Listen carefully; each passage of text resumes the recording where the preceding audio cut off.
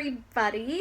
Today continues my Jessica Tries Anime series with my favorite so far, Sword Art Online. Now, I've heard my fiance Rick talk about Sword Art Online for a really long time, and so it was definitely on my list when I decided to go into my trying more anime journey. And even though I've many years of anime watching to go, so far SAO is definitely my favorite, and honestly I think it's going to stay my favorite. It captured my heart in a way that almost no show ever has. Like, I'm putting on my top 3 list of favorite shows: Buffy, Avatar: The Last Airbender, Sword Art Online. Like, that's how good it is. And there are shows I have loved my entire life, and still Sword Art Online somehow has gotten to the top 3. It's just, that's how good it is. Like, if you are just starting out with anime, I definitely suggest this, because it is just so good and emotional and amazing, and I just can't get enough of it. I binged every season that was available, and what's really cool is right when I finished and caught up is when we learned that it is coming back, I think October 27th. So that's cool. Immediately after finishing it, I get to start watching some more of it, which is really awesome. I'm so excited. I love Kirito so much. Like, I have almost never loved a main character more than I've loved Kirito. And I love how he is like a nerd boy and a gamer boy, but he's not like the stereotype of nerd and gamer boys that are in so many works of fiction. Like, he's not like accusing the female characters of not being real gamers. He's not like, he doesn't have like a big head and thinks he knows more than everyone. He's not like asking people to basically prove their nerd worth. He's not like demeaning women and saying that they're only gamers for attention. Those are the stereotypes that they portray gamers as in fiction, and I'm so glad that he's not that way at all in this, and he's just so sweet and badass and amazing and smart, and I don't know if you can tell, but I'm absolutely in love with him. I love him so much. And honestly, it's one of the only shows I've ever watched in my entire life where I don't hate a single main character. Obviously, the villains I hate because they're trying to hurt my perfect little Kirito, but every, like, main character that's not a villain, like, I love so much.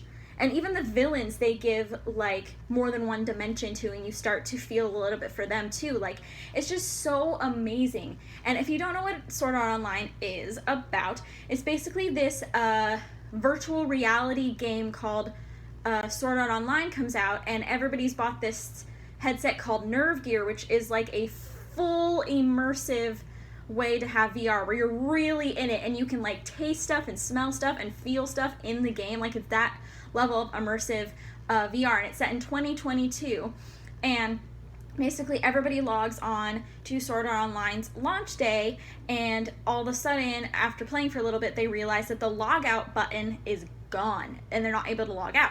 And the creator of the game basically tells them, guess what? You're trapped in here, and if you die in the game, you die in real life. Ha ha ha ha ha. And so they're trapped and trying to find a way to get out of Sword Art Online, which the only way to get out of Sword Art Online is if you make it to the 100th floor and defeating all the bosses up to the 100th floor and defeating the game. That's the only way out.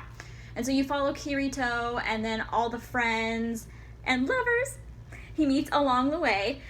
And the main girl character, Asuna, is badass and incredible, and I love her to death, and seriously, every character is amazing. I just can't get enough of it. I love it so much. Now, I'm going to admit that this latest story arc, Alicization, I was not a huge fan of. Like, I didn't hate it, because it's still Kirito and Asuna, Yui, everybody that I love. Like, it's still Sword Art Online, but it just wasn't as good as the others. Now, I'm hoping that that's going to change, and I'm sure that it will, because every show, no matter how amazing it is, ebbs and flows with good and bad. Like, even Buffy, like, has a bad season, has some bad episodes, but it's still my favorite show. So, like, every show has those moments. So I'm going to, I'm not going to give up on it, obviously, just because this last season wasn't as good. But I'm excited for the new season, and I really suggest you watch the show, even if you don't watch anime at all. Like, it's a great show to watch anyways.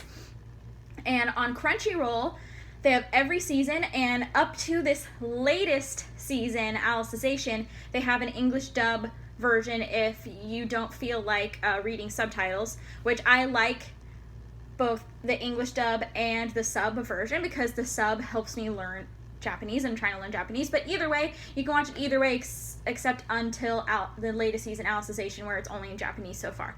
And there's also games connected to it, and today I went to Barnes & Noble and I bought the manga for the first series arc of Sword Art Online. Look at how beautiful my Kirito and my Asuna are. Oh, I love it so much. I'm really excited that I found this at Barnes & Noble, and they have all the light novels too, and I just can't get enough. So I'm so excited, and I'm so excited for it to come back, and I really think you should watch it. I'm gushing about this so much. But that's all for today about SAO. Next week, I'm going to be reviewing an anime that I just finished last night called Promised Neverland, which is a total different vibe from SAO, but still really, really good. So that's all for today. I will see you next weekend with the next episode in my Jessica Tries Anime series.